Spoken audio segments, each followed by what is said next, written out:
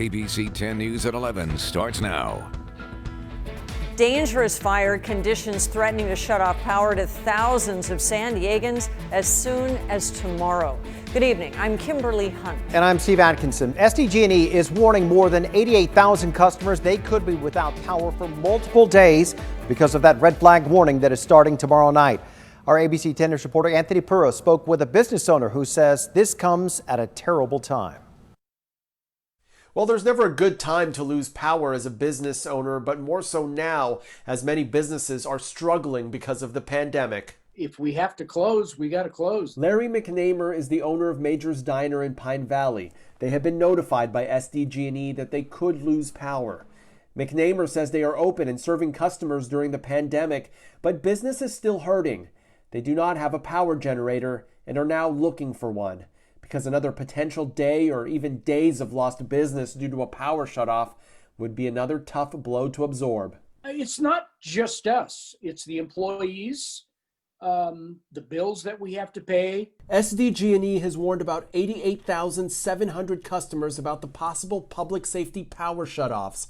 Communities impacted include much of the East County, but also some parts of the North County and the South Bay. It was nearly 3 years ago that the lilac fire ripped through the North County. Strong winds caused what was initially a small fire in Bonsall to grow quickly, burning more than 4,000 acres and destroying 157 structures. That is the concern again, as the area braces for potentially strong Santa Ana winds, increasing the risk of a wildfire should something flare up. SDG&E says the public safety power shutoffs could happen as early as Wednesday night and potentially last through Monday. McNamer is just hoping for the best in the coming days. That any winds we do get are mild and we can get through another Santa Ana. Anthony Pura, ABC 10 News. Meteorologist Angelica Campos is continuing our team coverage with a look at the dangerous fire conditions on the way. Angelica? Hi, Kim. And starting with tonight, it is cold out there, so the next couple of nights could potentially be colder than what we're looking at right now. That is one of the many concerns, but of course, fire danger is going to be the primary concern here, with the red flag warning going into effect tomorrow at 6 p.m. through 10 p.m. on Saturday. Strong, potentially damaging winds are expected, especially between the hours of 1 a.m. Thursday through midday on Friday. Wind gusts could reach speeds over 60 miles per hour, potentially knocking down trees and power lines. I'll show you what to expect temperature-wise, whether it's at night or daytime, because we're going to see some changes for the end of the week as well. And breaking news now, one man is dead and another is on the loose after a shooting in the East Village. Our ABC 10 News breaking news tracker was at G Street and 15th just after the shooting happened tonight, about 10:30. A witness says they heard 3 gunshots. They saw a man on the ground, another run into a nearby parking structure. There are no details on the suspect. We will bring you any updates on this search for the killer as soon as we get them. In the meantime, we now have hit a grim coronavirus milestone. San Diego County reported 22 new deaths today. That brings our total above 1,000. There were also more than 1,300 new cases, bringing that total to 83,000. And new at 11, San Diego Unified just made the decision to keep most students in virtual learning through at least the first 2 weeks of next year. Tonight, the district revealed for now it is not safe enough to move out of phase 1 and into the reopening plan. Some with the greatest needs do have access to on-campus instruction. The district will reevaluate January 13th. The organization that runs high school athletics now says that it does not expect full practices or competition to restart until next year. Today, CIF said that the state is postponing its guidance on youth sports. When competition does resume, some playoffs and championships will be eliminated to allow everyone to play a longer season. The mood among students is definitely anger and disappointment. There is outrage from some students at San Diego State tonight after the university voted to cancel their traditional spring break. The university voted to instead have rest and recovery days because of the COVID-19 pandemic. Our ABC 10 News reporter Laura Acevedo spoke to students and explains how the rest days will work. Instead of a regular week of spring break, there will be 4 rest and recovery days, essentially giving students multiple long weekends throughout the semester.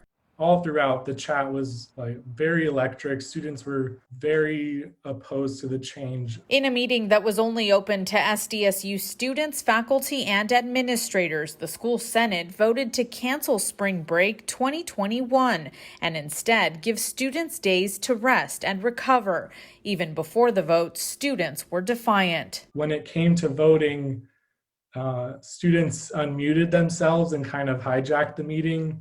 And it actually forced the Senate chair to close the meeting and send out a new link for senators to complete the vote. Within hours, an online petition to bring back spring break had over 5,000 signatures. Brendan Tuccinardi is the editor-in-chief for the school's paper. He covered the meeting. The majority concern I'm seeing is kind of the mental health ramifications. We already go through so much being online for our classes and having a lot of work. In an email to the entire campus, school officials explained the decision was made because of rising COVID-19 cases, citing health and safety as the school's top priority. The school says the rest and recovery days are for no instruction, no assignments, deadlines, or exams. But Tuccinardi says some students wanted to wait and see if things improved. We don't know where we're going to be in terms of this pandemic. And so I think a lot of students felt that this decision was coming too quickly. Laura Acevedo, ABC 10 News. Some of the COVID-19 vaccine will be stored at Rady Children's Hospital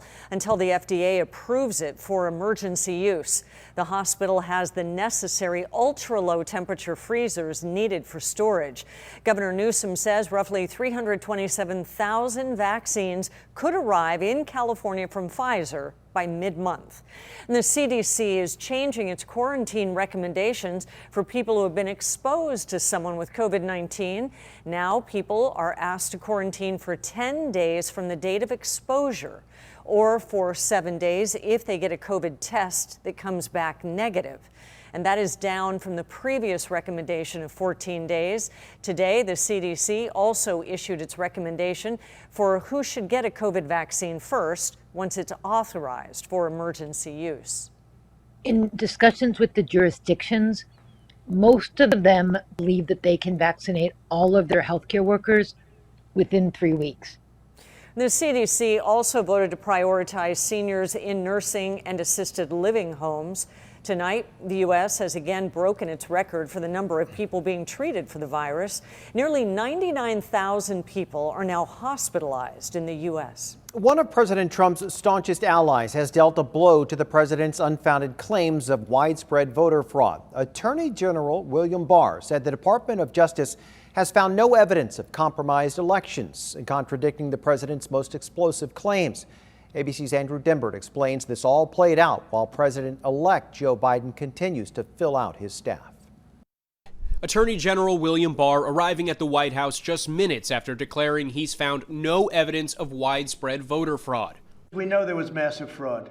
But Barr directly contradicting President Trump's claims, adding his voice to the chorus of government agencies, leaders, and election officials who say the election was not compromised. Barr telling the Associated Press, quote, "We have not seen fraud on a scale that could have affected a different outcome in the election." And more specifically, Barr directly undercut one of President Trump's most outlandish claims, that voting machines were manipulated to help President-elect Joe Biden win, saying point blank, quote, "We haven't seen anything to substantiate that." Barr's remarks carry weight not just as head of the Department of Justice, but because he has been one of Trump's most devoted defenders. Shortly after the election, he authorized Justice Department lawyers to go look for fraud, but they found none. And now the peaceful transition of power is underway, even if President Trump has yet to publicly acknowledge he lost the race for re-election fair and square. This week, President-elect Biden introducing his team that he says will rebuild the economy, led by former Federal Reserve Chair Janet Yellen, who he tapped as Treasury Secretary pending Senate confirmation. It's an American tragedy, and it's essential that we move with urgency. While Biden looks forward to leading the country, Trump is looking back, with mounting failed efforts to reverse the results of the 2020 election piling up. The 2020 election was rigged. It was a scam. And there is growing concern within the GOP that Trump's baseless attacks on election integrity could discourage Republican voters, costing the party control of the Senate. In Georgia, 2 upcoming critical Senate runoff races have control of the chamber hanging in the balance. Andrew Dimbert, ABC News, Washington. Also new tonight, President Trump is threatening to veto a major annual defense bill, which includes a 3% pay raise for U.S. troops, unless Congress takes action on a separate issue that protects social media companies. In a tweet tonight, the president is demanding the National Defense Authorization Act include the repeal of a federal law known as Section 230. That law protects companies like Facebook and Twitter from lawsuits over posts created by its users. The defense bill, in jeopardy of veto, has been passed 59 years in a row with bipartisan support and provides funding for everything from troop levels to national security. The Department of Justice is investigating a scheme to bribe people in or close to the White House to get pardons. Well, the revelation came today when court documents were unsealed. All names were redacted, but the documents suggest that the DOJ believes that 2 people were illegally acting as lobbyists to get a third person a pardon. That third person allegedly offered a, quote, substantial political contribution. No charges have been filed so far.